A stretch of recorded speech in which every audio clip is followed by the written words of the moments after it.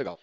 Agora que a gente introduziu algumas métricas financeiras, seria interessante, seria bom apresentar também alguns tipos de imóveis residenciais e algumas características deles, né, específicas para esses tipos de imóveis, que são importantes investidores terem em mente quando analisando e comprando esses imóveis. Então, primeiro, vamos dar um panorama geral de que a gente tem de opções de imóveis urbanos, né? Eh, em outras palavras, imóveis residenciais. Então, começando com residenciais, entre parênteses, usados, né? Que eles são essencialmente apartamentos que já foram construídos, já tiveram pessoas morando neles.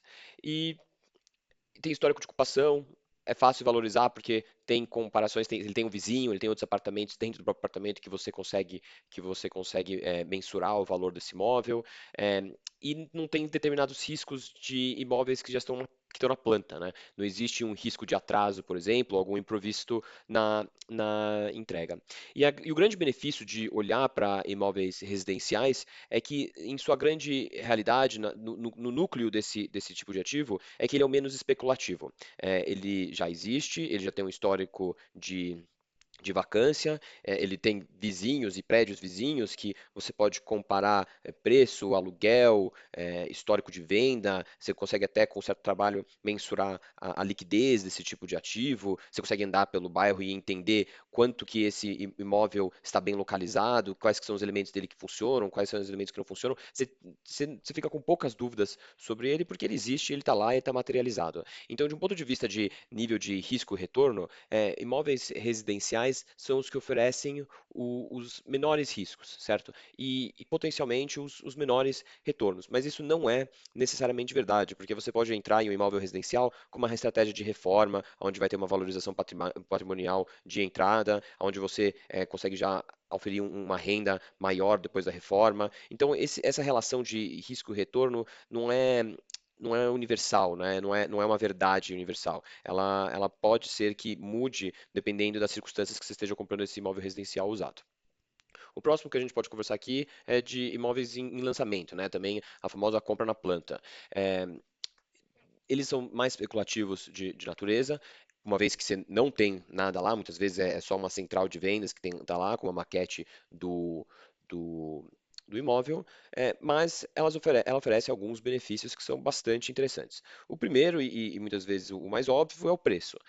Por as construtoras estarem querendo vender isso quanto mais rápido possível para atingirem as métricas deles de investimento, eles colocam um preço por metro quadrado que muitas vezes é bastante atraente. De novo, isso não é uma verdade universal, você tem que fazer uma análise para ver se o que eles estão projetando de preço, uma vez que for lançado, é verdade, e a forma mais fácil de fazer isso é olhar para os imóveis em volta, mas isso é um elemento interessante desse tipo de ativo. Outro elemento que é bastante interessante aqui é a forma de financiamento. Muitas vezes você vai para esses vendedores, esses vendedores de plantão nas plantas, e eles já te oferecem um pacote de financiamento que é muito atraente e que um banco regularmente não conseguiria te oferecer, ou raramente conseguiria te oferecer. Mas por estar na planta, eles têm uns pacotes que acabam sendo bastante interessantes. De novo, é sujeito à análise, todos os números nu e crus podem ser interpretados de uma maneira, você só vai ter a real interpretação e o real resultado desses números uma vez que você colocar em uma planilha na ponta do lápis. Agora, quais são os riscos desse tipo de imóvel? Bom, o primeiro é que ele está sendo construído. E se a gente comprar esse imóvel em abril de 2025 e a gente tiver a informação inicial que ele vai ser lançado em dezembro de 2025, só que ele acaba sendo lançado em julho de 2026, a gente tem 6 meses de atraso.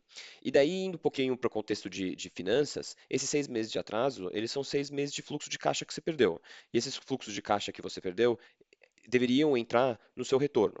Então, na medida que você perdeu seis meses, você tem dois efeitos no seu fluxo, em como você interpreta o seu retorno. O primeiro é que você, de fato, perdeu 6 meses de dinheiro. Esse é o mais evidente. Daí o segundo, que é um pouco menos evidente, é que o primeiro dinheiro, agora, em vez de entrar em janeiro de 2026, ele vai entrar em julho de 2020, de 26. E o que isso significa? Ele significa que por conta da desvalorização do dinheiro no tempo, o primeiro real que você vai receber vale menos do que a sua premissa inicial. Então, o real de janeiro que você estava esperando receber valeria mais que o real que agora você vai receber em julho. É um assunto um pouco mais intermediário para avançado, o valor do tempo do dinheiro no tempo. De novo, eu convido vocês a ir na chave certa para entender um pouco mais o conceito. E daí mais um problema que a gente pode encarar aqui é que quando você vai olhar para o seu retorno de investimento, o retorno de investimento, todo o fluxo de caixa nos primeiros 6 meses, um ano, dependendo de quanto que tem falta para lançar o imóvel, é tudo negativo.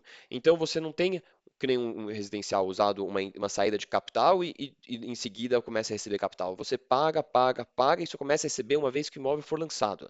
E se sua estratégia for de venda, você também tem que computar o período entre o lançamento do imóvel e a liquidez dele. E só isso pode ser um período também comprido.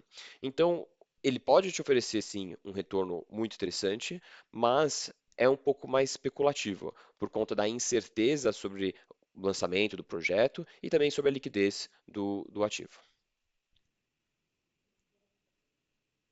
Agora a gente entra no imóveis comerciais. Não é muito nosso tema aqui do curso, mas eu queria te introduzir para você começar a vislumbrar aqui qual que é o universo de ativos que a gente pode comprar, tá, como investidores. Imóveis comerciais não são nada menos, nada mais do que escritórios e locais de comércio, né? Então, lojas, espaços corporativos. É, Quais são os benefícios desses tipos de imóveis? Eles costumam ter contratos mais longos, né? Você vai alugar para uma empresa e essa empresa vai assinar um contrato de 5 a 10 anos. Essa empresa tem receita deles, que então você sabe que sujeito a uma análise, né, profunda da pessoa, da empresa que você vai alugar, você sabe que ela é uma empresa que tem uma fonte de rendimento e, portanto, o seu risco é menor. E muitas vezes você consegue oferir uma proporção de rendimento mais atraente do que residenciais. Um outro elemento, e isso está relacionado ao contrato, é que as vacâncias também, por terem contratos mais compridos, de 5 a 10 anos, a sua vacância também diminui. Quais que são os problemas desses imóveis? Primeiro, eles são mais caros, né? Para você encontrar um imóvel bom, comercial, e um imóvel onde você vai ter uma empresa realmente assim significante dentro, a localização vai ser muito boa, a planta provavelmente vai ser grande, porque precisa comportar muitas pessoas, tem que comportar banheiros, tem que comportar sala de TI, tem que comportar tudo isso, então são imóveis maiores que exigem mais capital. E outro elemento é que eles estão mais suscetíveis a momentos de instabilidade econômica. Então pensa, por exemplo, Covid. Os donos de imóveis comerciais em Covid perderam e continuam perdendo muito dinheiro por causa do home office. Então, e por causa do home office e também durante o período de Covid, porque as lojas fecharam e não tinha comércio. Então, existe aqui uma variação da sua rentabilidade muito mais correlacionada à economia do que os residenciais, certo? A liquidez, e por fim, a liquidez desses ativos podem ser menores. Próximo, entrando aqui, é o self-storage. Também comumente se encontra essas torres que tem um monte desses armários e desses espaços onde você pode armazenar os seus bens. E isso aqui a gente já começa a entrar em um nível de ativo onde ele para de ser puramente eh, de natureza de locação, né, de longo prazo, para mais um negócio. Você comprando ou você investindo em um ativo de self-storage, você passa a estar investindo em um negócio, tá? Que daí isso aqui sai bastante do escopo desse curso, mas é importante a gente já introduzir para vocês também. Quais que são as vantagens? Aqui você vai ter uma baixo custo operacional e uma alta margem de retorno, uma vez que você vai ter centenas de armários e centenas de espaços para alugar e as pessoas vão essencialmente deixar as coisas lá e ir embora. Então você precisa garantir segurança, clima e o espaço. Então, o custo operacional do empreendedor por trás de um self-storage é muito baixo. Quais são os riscos? Primeiro, a localização desse bem, né, desse ativo, tem que ser muito, muito bem escolhida. Ela tem que ser próxima o suficiente de um polo residencial, né, de um polo urbano, onde as pessoas conseguem ir até esse lugar, né, para deixar as coisas, mas também tem que ser longe o suficiente ou idealmente localizado onde o preço não seja proibitivo, porque você vai ter que construir o prédio, você vai ter que comprar um terreno grande, então os custos realmente podem começar a inviabilizar o negócio se não for muito bem escolhido a localização. E também, por fim, vacância, né? Você, de vez ter um estabelecimento, um espaço que você está alugando, você está alugando centenas. Então você vai ter contratos muito curtos, com a rotação muito alta, e a sua vacância vai ser por números de espaços vazios e não o espaço estando vazio. Mas, de novo, isso aqui você já entra em um negócio.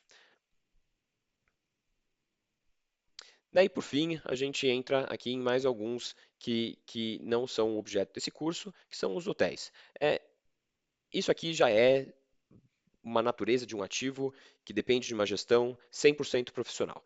Não é para o investidor comum, não é nem provavelmente muito o foco da chave certa no momento estar querendo ensinar a pessoas a gerenciar um hotel, porque realmente aqui é um negócio totalmente à parte. Mas a gente queria abrir os olhos aqui de vocês, dos investidores que a gente espera ensinar, que isso aqui está sim dentro do mundo, dentro do universo de ativos imobiliários. Mas isso aqui já está beirando o limite, ou até mesmo já ultrapassou o limite entre ativos imobiliários e negócios. Similarmente ao self-storage, né, são muitos espaços que têm que sair para locação, né, são todos os quartos, mas, diferentemente com o self-storage, a gestão ativa é muito alta. Você precisa limpar os quartos, você precisa ter as pessoas que fazem a limpeza do quarto, você precisa ter a recepção, você precisa ter a segurança. Então, aqui a gestão é realmente muito alta. E também tem o risco de turismo, né? Você, sendo um hotel no Rio de Janeiro, você tem a sua localização, você tem a competição de hotéis vizinhos, você tem clima que vai impactar a natureza, de qual que é a sua vacância. Então, aqui realmente é um bicho bastante diferente do que a gente estava conversando, quando a gente compara com residenciais e comerciais. E por fim, terrenos. Esse aqui está mais nesse curso, porque aqui o terreno você pode pensar que é um terreno para a compra e a construção de uma residência, né? Seja um prédio ou seja uma casa. Ou ele também pode ser para um comercial, ele pode ser para um hotel, ele pode ser para qualquer coisa. Você tem ali uma tela em branco para fazer os seus desejos de empreendedorismo se concretizarem. Mas aqui a complexidade é muita, porque além de ter o gerenciamento do ativo final, seja ele residencial, comercial, self-storage ou hotel, você também tem que gerenciar a construção e tudo que isso implica. Então, financiamento da construção, gerenciamento da própria construção, contratação das pessoas que vão construir e tudo por trás dessa logística. Então, aqui realmente tem uma natureza bem especulativa e tem que ser muito bem estudada. Para fins desse curso, a gente vai focar apenas no primeiro slide, então residenciais usados e residenciados de lançamento. Mas fica acompanhando a chave certa que a gente vai continuar apostando e a gente vai abordar os outros ativos também, mesmo que sejam apenas para o seu conhecimento, porque um investidor com um arsenal mais completo é um investidor mais preparado para encarar aqui as decisões de investimento.